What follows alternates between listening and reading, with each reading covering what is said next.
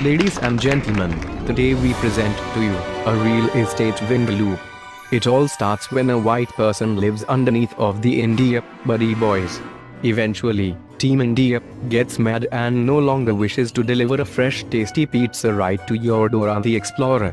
They hire the property manager bully, Pat, to threaten Derek to shot with a shady eviction notice that is so greasy, you cook fucking french fries in it. On top of this, Two Shot's financial team can't seem to figure out how to change the mailing address for the rent portion of his motherfucking Wall Street paycheck. Have I answered all your questions in a satisfying and courteous manner? Even after delivering rent replacement forms to the real estate team, they fuck shit up over and over again. God bless the powers of Team India. Thank you, come again.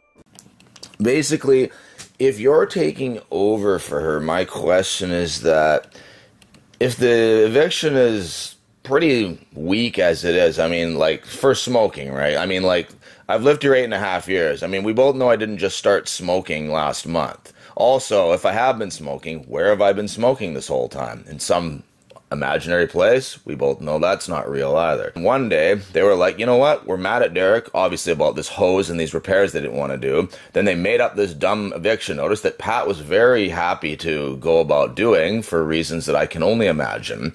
Now that you're taking over, doesn't that give you some kind of legal ability to just, you know, get rid of this eviction notice? No, whatever notice was served still stands. Yeah.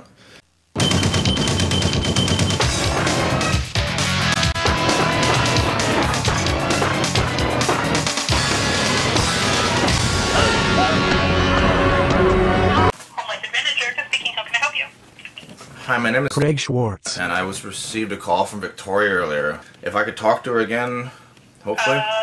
Sure, one moment. Hello, and thank you for calling. Home Life Manager speaking, how can I help you? Yeah, I called for Victoria. She was unavailable. Hello, and thank you for calling.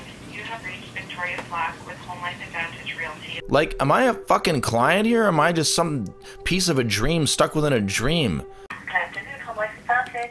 I brought in some papers a while ago. Yeah, I brought in papers a whole bunch of fucking times. Why the fuck can't people figure out how to fill in the blanks and get this shit fucking done? For Victoria, for a direct deposit and a lost and stolen supplier form. Lost and stolen sounds like the story of their life. Lost brains and stolen everything they got.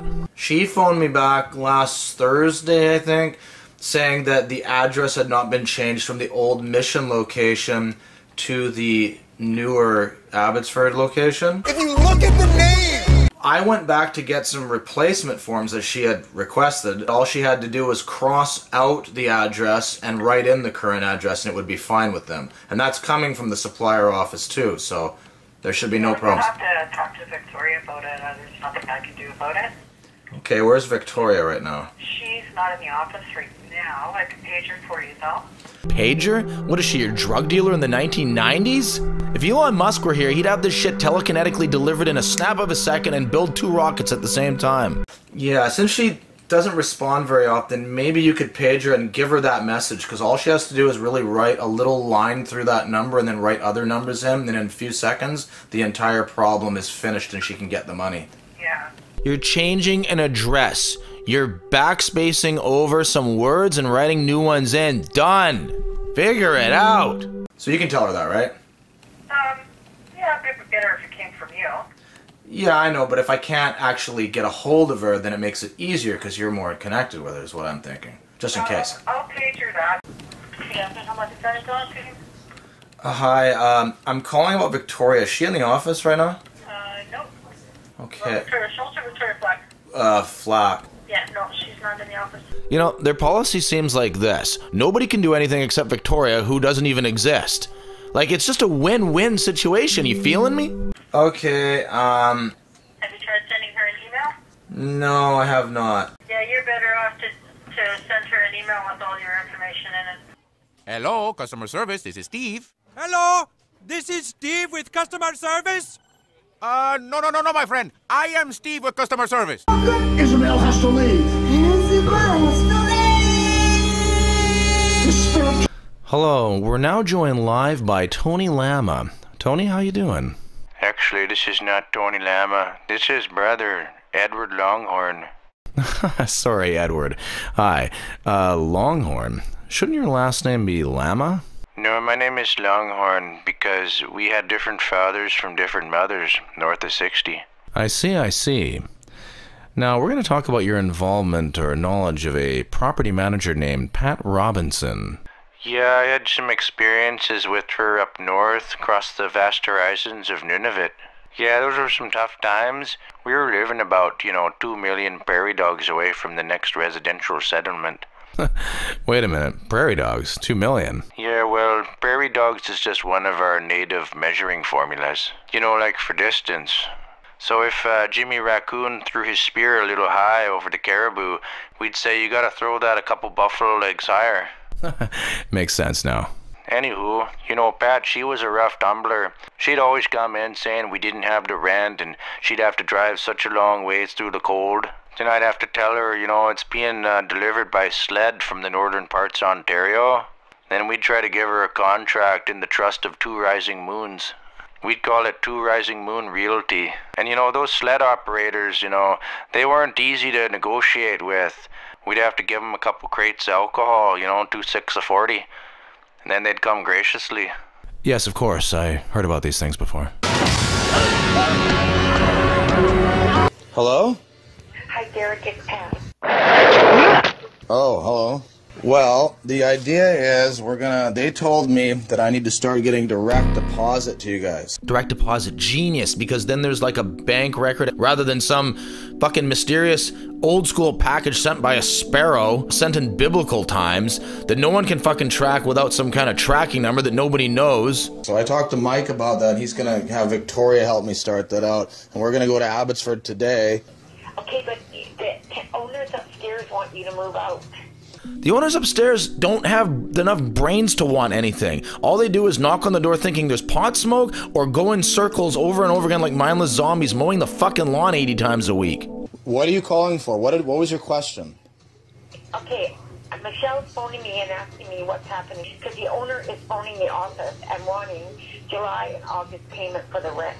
I've been trying to get you the fucking rent over and over again. We have like 80 fucking videos on it. Jesus. Well, that's what I just said. I'm going to get that. Then they can have their money. Okay, thank you. Is that it?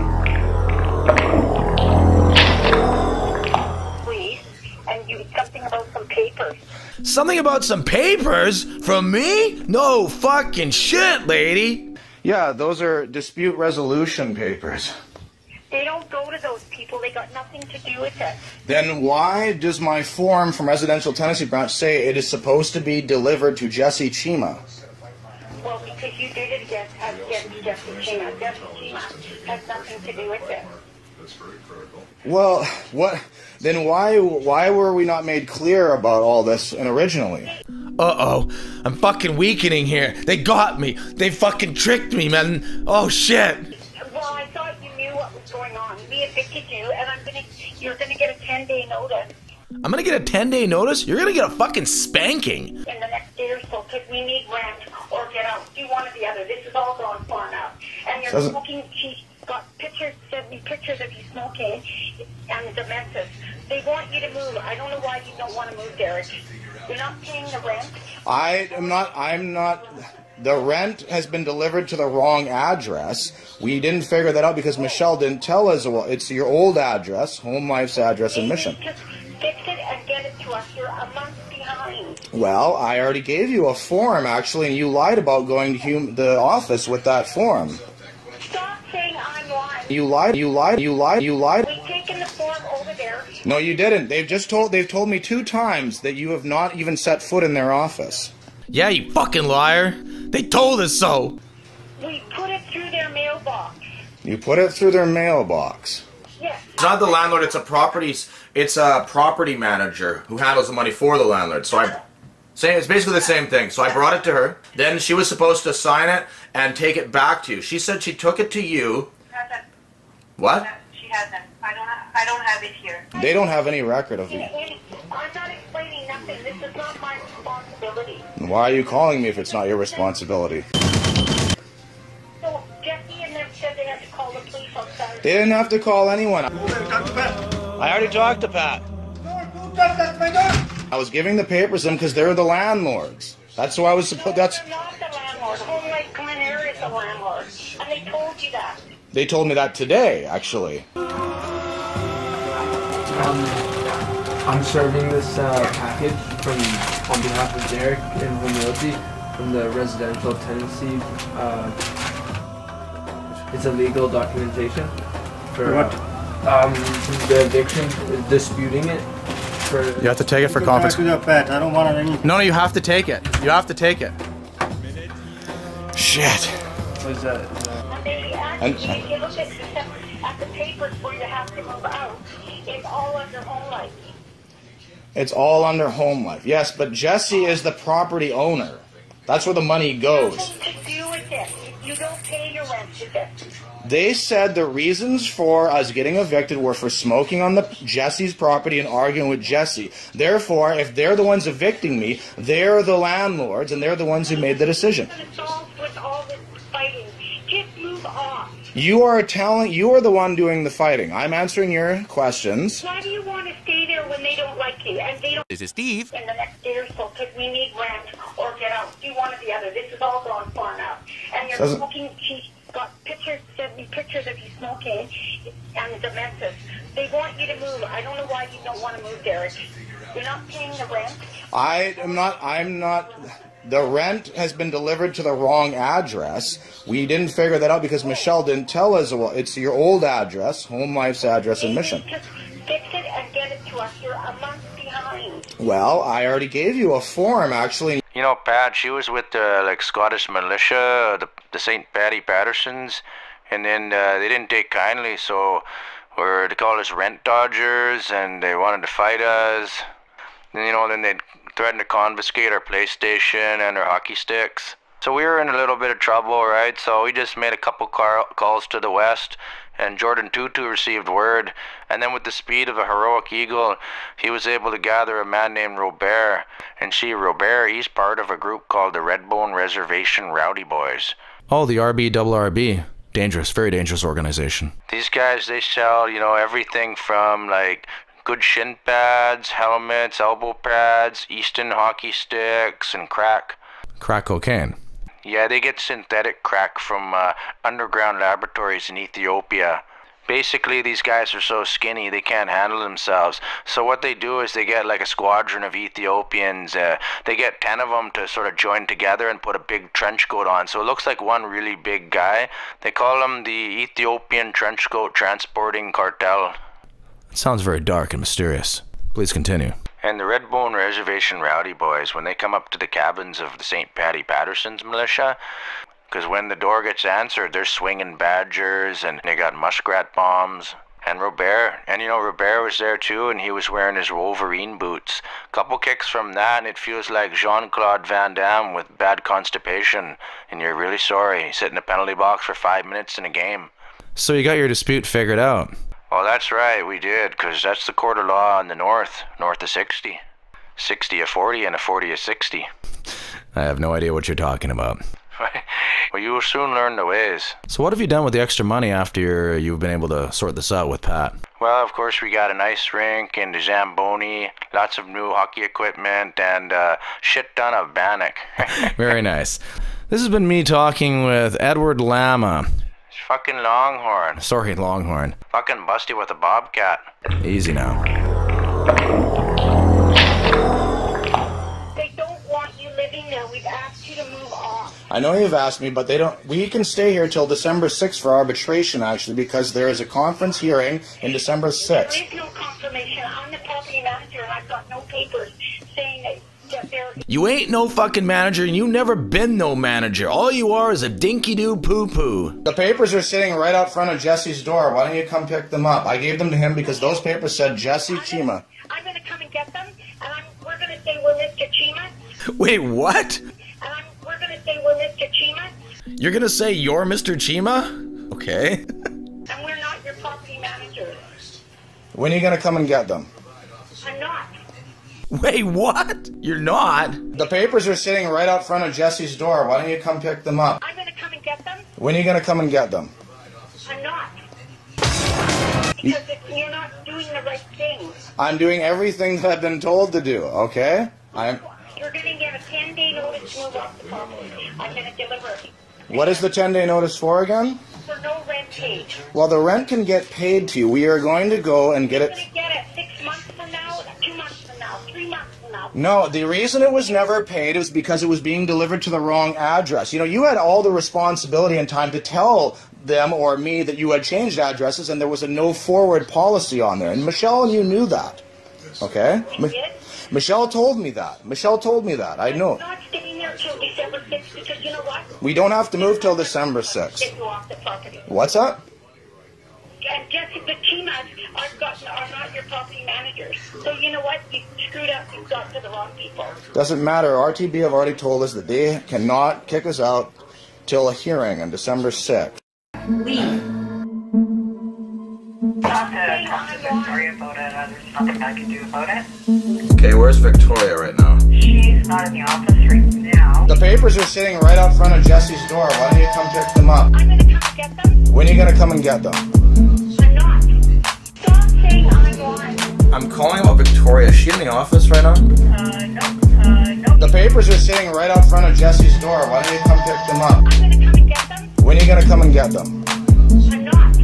Stop saying I'm on. I'm calling about Victoria. Is she in the office right now? No. So you got my file there? Okay, the lady who is the property manager, because a lot of stuff happened really fast, let's just say, so some technical mistakes were made. Now I've got a file. I know that it says I can, at the very worst, still be here till December 6th. And I know that this property manager seems kind of scared because she's using a lot of tactics. Tactics? She's using tactics? What is she, like a submarine commander? Why won't you move? And all the rent money's late, and she's all over the place. Recently texted me yesterday saying she's getting a bailiff for August 31st. Okay. So after the hearing, the arbitrator legally has 30 days to write the decision. If it's a very clear decision, oftentimes it'll be much sooner, but a decision that needs to be served, and if that's not complied with, the landlord can hire the bailiff. Well, here's the weird thing. Now, see, my mistake, what happened was we went to the Service BC office, took the eviction notice there, but they were closing soon. We were a little late. I know 4:30 is the time, but they said they can't do anything after 3:30. So we didn't have enough time to file our report. The problem was, in between these 2 days, my dad had the eviction and he lost it. Of course, I just got another one emailed, but I didn't get it emailed that day. Oh god, I'm making myself sound real professional now. My dad is handling papers and he loses it? Ah, man. On the eviction, which I learned after doing all this, the property manager has her name, Patricia Robinson, as the landlord. But the homeowner here, who pays the property manager, Jesse Chima, is who I told Service BC, or RTB, who the homeowner is, the landlord. So it says I have to serve Jesse Chima by last Saturday, and I did, but he didn't accept the papers. And the property manager is saying because her name was on there, that my RTB file, the dispute resolution, isn't official. It's not gonna work. Is that true? Who's listed on your tenancy agreement as the landlord? See, the thing is, I don't know. We lost our tenancy agreement. We've been here for 8.5 years. Oh man, I had everything so good, and now I'm talking about losing tenancy agreements? What next? Lost a long time ago. We had one other eviction attempt in 2018. I tried to get another copy of this tenancy agreement, but we were unable to get it. But nonetheless, the landlords just backed off from the eviction.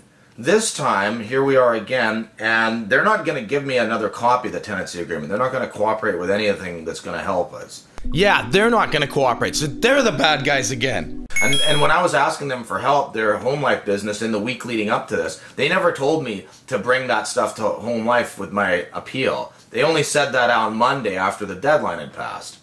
I mean, ultimately, the owner of the property is still a landlord, whether or not they have an agent representing them. So, I mean, it doesn't necessarily mean that it's going to negate your application. It'll be up to the arbitrator to determine whether or not that was the appropriate party to name. But, I mean, ultimately, if it were in the landlord's favor and the landlord was the property manager, then, like, if it worked out in a way that money was owed, the property manager would have to recover that from the owner anyway. So it may be fine. I can't say definitively. What I'm saying though, it doesn't necessarily cancel your application. This is my question, is because she's trying to say that because I put her name on there, she can get a bailiff by the 31st on the eviction day, so bypassing the entire hearing, you know what I mean, and just have us kicked out and forcibly removed. Yeah, that's not. That's just a threat, is what's happening here. She's just threatening. That's not how that will work. Ooh, burn! Hear that? Yeah. Okay. So in the event that like, I've read some stuff, I've been reading a lot of stuff about this, and a lady who's an apartment manager has been helping me, and she showed me something where I read that sometimes people in BC will get hired to try to threaten people to move out and things like this, and there's even stories of fake bailiffs. Then in that instance, I just call the police. Yeah, certainly call the police. So, I mean, they would need an order of possession in hand as well as a writ of possession in hand. And you would have needed to be served with an order of possession before they're going to a bailiff. Okay, and finally, one more thing, just to help me and just to try to ward them off a little better. Ward them off? What are they, evil spirits? Is there a way I can get some kind of email from you guys that can somehow correct any of this confusion, or something that states that if there was something you could give me a piece of paper? Yeah, give me a little piece of paper that says I don't have to do the math test because I'm fat. To show them that they can't do these things, you know what I mean? So I can try to ward them off so they can stop harassing me with all these phone calls and messages. Yeah, so I mean, I can send you an email with the process of ending the tenancy legally, if that works. And that something that I can show them that so they will know that they can't. So they will know that I am the Lord when I lay my vengeance upon you. I mean them. Do what? I mean, even if they do know that, just so that they know that I know. You know what I mean? I know it sounds kind of silly, but Now they know that we know that they know that we know. Right, yeah, so I mean, ultimately, they can't physically remove you legally at this point and can be fined a significant penalty if they do. You can file for an order of possession for a tenant if they, if they locked you out and you couldn't access your property again, things like that, without having gone through the appropriate process. So I'll send you an email in the next little bit here. Please, whatever I did, I'm sorry. Just go. I'm